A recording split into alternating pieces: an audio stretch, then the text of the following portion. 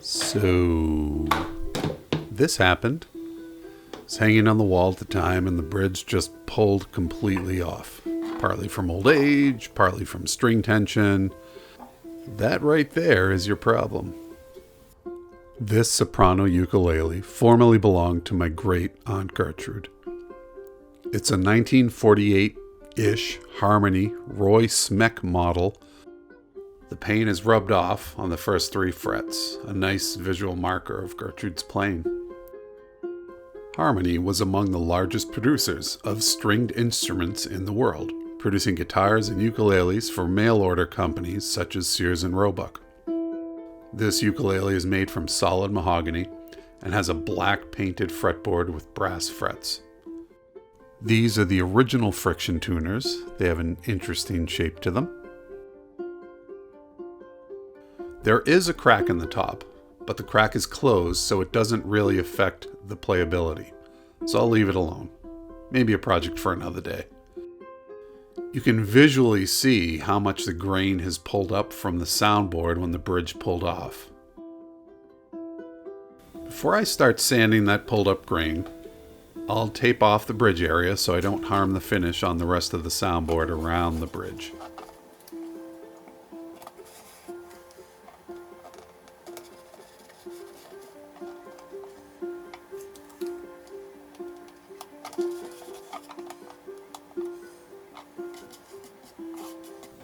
I'll use a chisel first to get that high grain pared down a bit.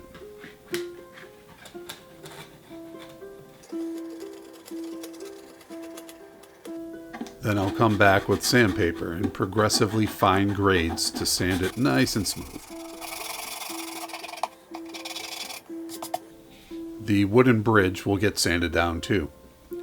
You can see this dark area that shows that the bridge had been pulling up for quite some time, collecting dust and aging before that bridge and the glue finally let go.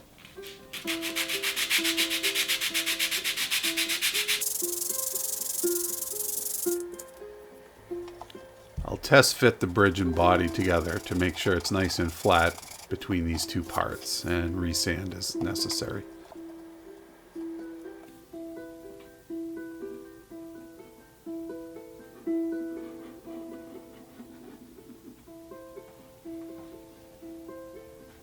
I'm just using a couple of C-clamps here with enough reach to clamp it down. I'm using a scrap piece of wood to protect the bridge so the clamp's metal doesn't mar it.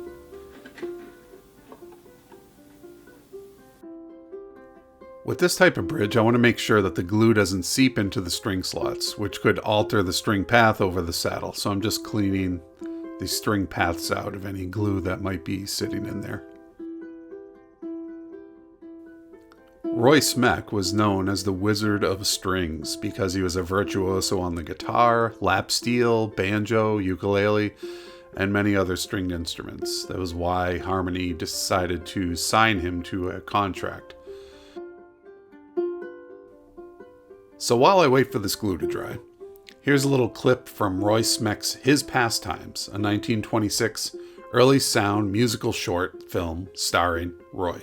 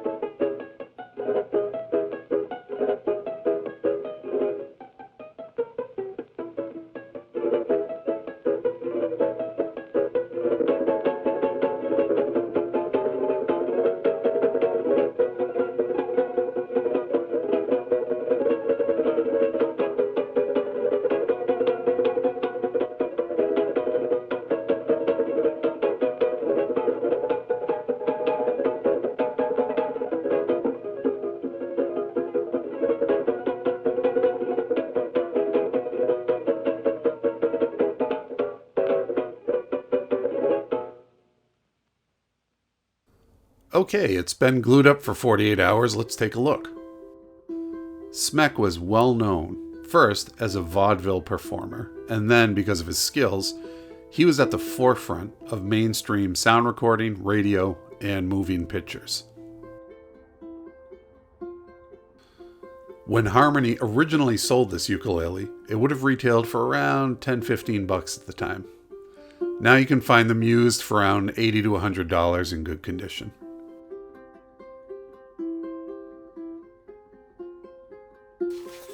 I don't want to mar the patina on the original finish or the paint on the neck, so I'm just using a bit of soap and water to clean it up here. After 1949, Harmony switched to a solid plastic fretboard that was screwed onto the neck of their soprano ukuleles as a cost-saving measure. Having the painted wooden fretboard with brass frets on mine allowed me to roughly date this to just before this period.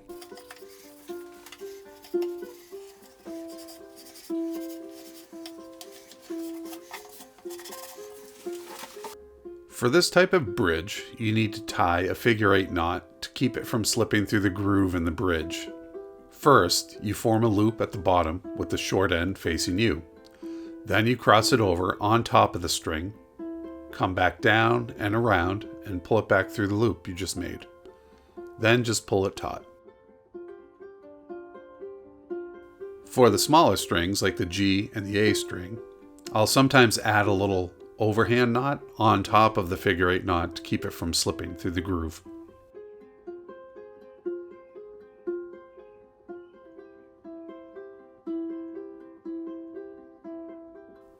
On the tuning peg end, you always want to come into the hole on the inside. Then I'll loop it around and return through the hole again to lock it in. With friction tuners, you don't want to just loop it around once.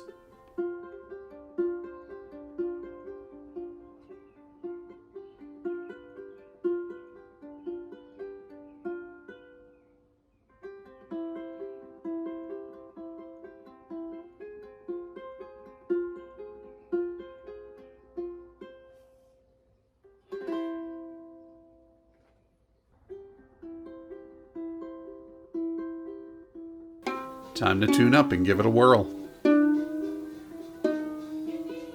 This will take a while while the strings stretch out.